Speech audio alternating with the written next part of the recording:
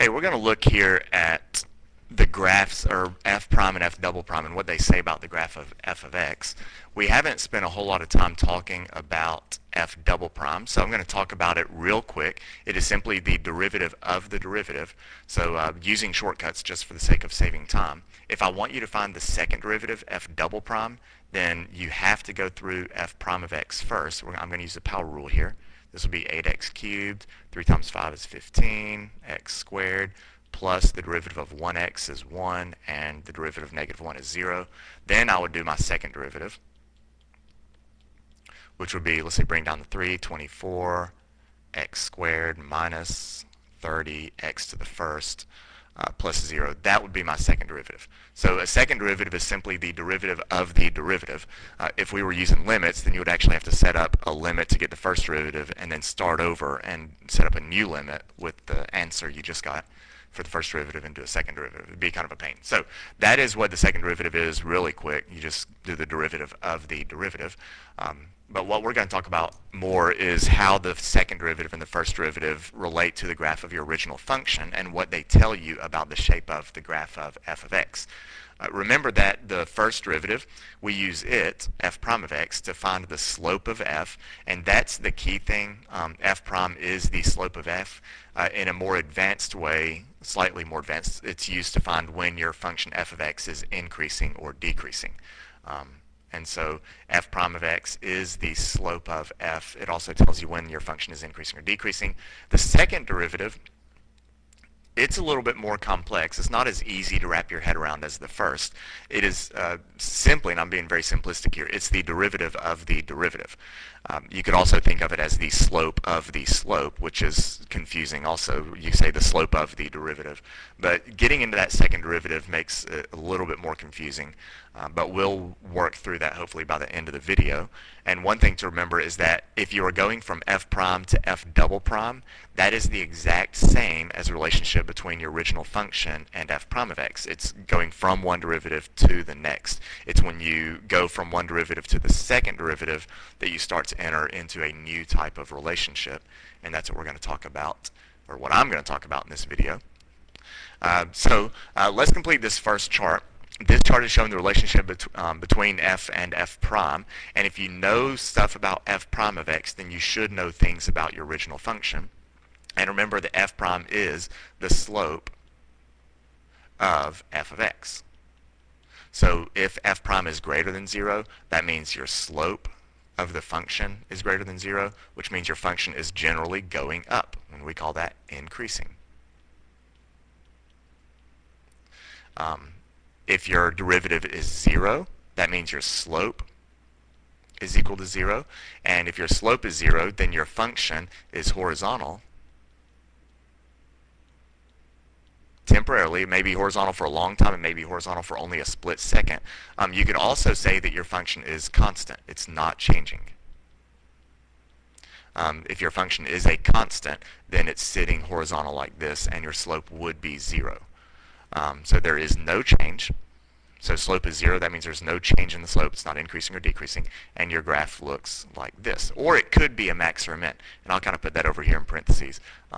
Could, doesn't have to be, but it could be a max or a min. So it could be a max or a min.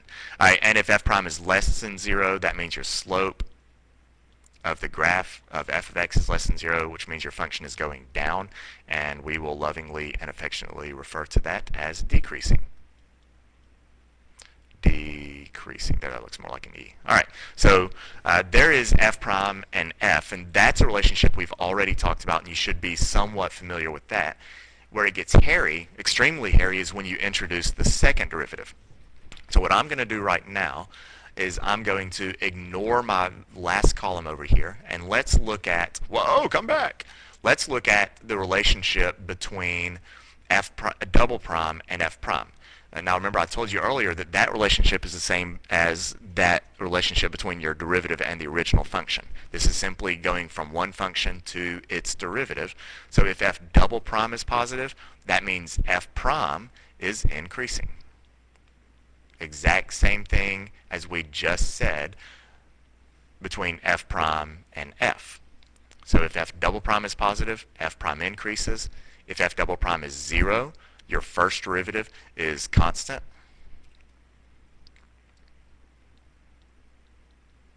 Or horizontal. If you want to use the word horizontal. I really like the word constant, though. As a matter of fact, I'm going to erase horizontal. I like the word constant. If the second derivative is 0, then your first derivative is constant, even if only for a split second. And if your second derivative is negative, then your first derivative is decreasing.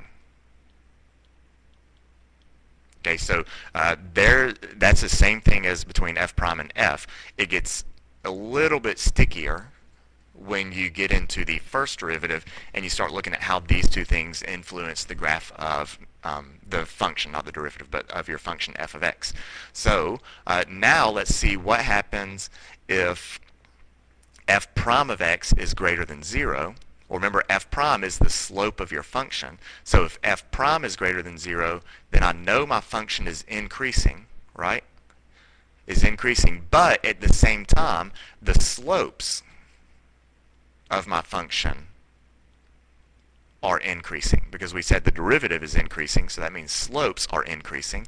So if your function goes up, but the slopes are also going up, then that means you're going to go up slightly at the beginning, but then your slopes will increase, and you will have steeper and steeper slopes as you work your way to the right. And that's what the shape is going to be for f of x. And I'm just going to use pictures here. It's going to start off slightly positive, and then it's going to curve up. And you're going to have that general shape when the second derivative is positive and the first derivative is positive, that your function is increasing with increasing slopes. I'm going to skip the middle one for just a second, and let's look at this second, or the third one down here. If f prime is less than 0, well, we know that if f prime is less than 0, then your function is generally decreasing, right? So my function's going down, but my slopes are still increasing. And this is one that confuses people. People want to say that it decreases with increasing slopes, and they think it looks like this. But that's not right. What it actually looks like is it's going down, but it curves up. And if you think about your slopes, we're going from a steep negative slope, like I'm just going to guess right here, my slope is approximately, I don't know, we'll say -4. But as I move my way to the right, I'm getting close to a slope of 0. Right? If you go from -4 to 0, that is increasing. You're moving to the right on your number line. So if your function is decreasing with an increasing slope, then your graph generally looks like this. It goes down steep, but then it works its way up towards a 0 slope. Yeah. And I'm going to jump around on this chart quite a bit. I'm going to skip down to the very last 3 entries. Okay, looking down here. If f prime is positive, okay, we already know that means the function increases, right? But now my slopes are decreasing, because my second derivative was negative. That meant my first derivative was decreasing, or the slopes are decreasing. So if your function is going up, but the slopes are decreasing, then that means you're starting with a very steep positive slope, and then your slopes decrease to less positive, and eventually to 0. And so that's the general shape right here. You're starting very steep, but then it kind of bends down towards a slope of 0. Skipping down to the very last one. If your derivative is negative, that means our function is decreasing. Only our function needs to decrease with a decreasing slope. So I'm going down, and I want my slopes to go down as well. So I'm going to start gradually going down at 0, a slope close to 0, and then we're going to get steeper and steeper and steeper, and our slopes are getting bigger and bigger negative. So if you look at this, I'm starting with a slope pretty close to 0, and then I'm eventually getting to a slope that's a lot more negative, like that slope is maybe -5. And 0 to -5, that is decreasing. So my slopes decrease and my function decreases. We have this general shape. Yeah.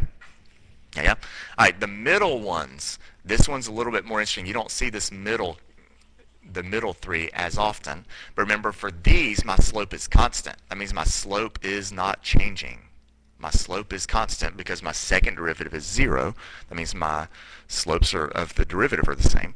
So my slopes are constant. Now, if my first derivative is positive, f prime of x is greater than 0, f prime of x is greater than 0, that means my function is increasing, only now we are increasing with a constant slope. My slope does not change. So if your slope is not changing, then that means there is no waviness to this graph. The slope doesn't change at all. Well, think about what has a slope that doesn't change, and that would be a line. So for these middle three entries, what we're actually looking at is a linear part of the graph. My function increases because my derivative is positive, but my slope remains constant. I need to maintain the same slope throughout the graph. Same thing down here. If my derivative is negative, my function decreases, but I need a slope that does not change.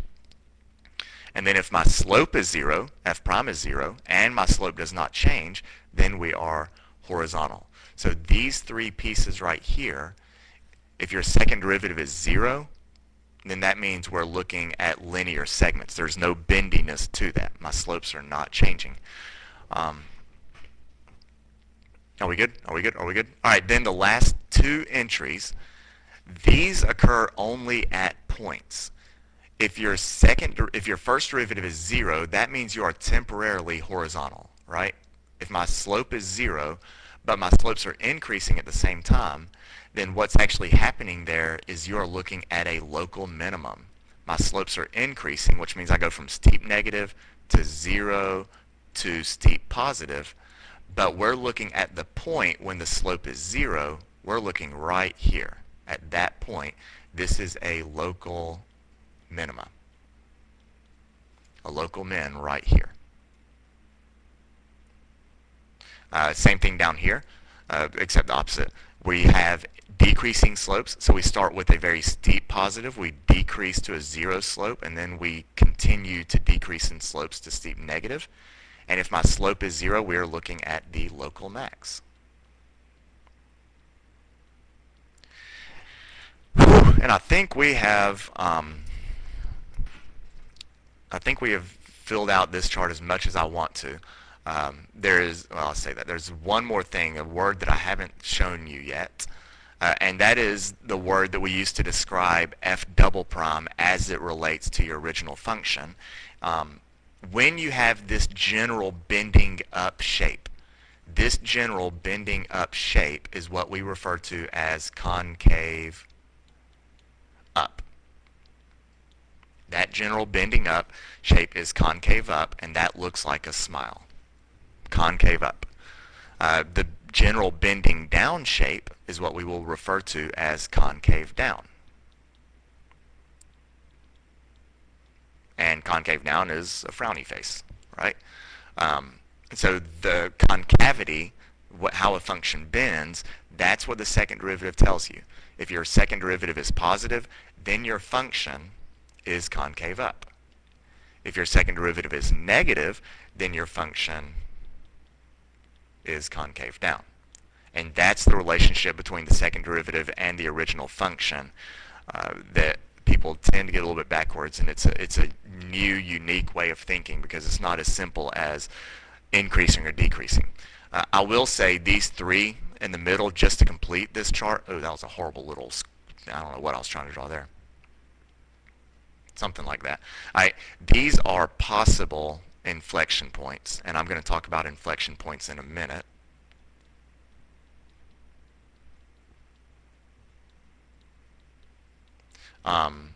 And inflection point is, I'll go ahead and define it right now. An inflection point is a change in concavity. It's when your function changes from concave up to concave down, and those can possibly happen when your second derivative is 0.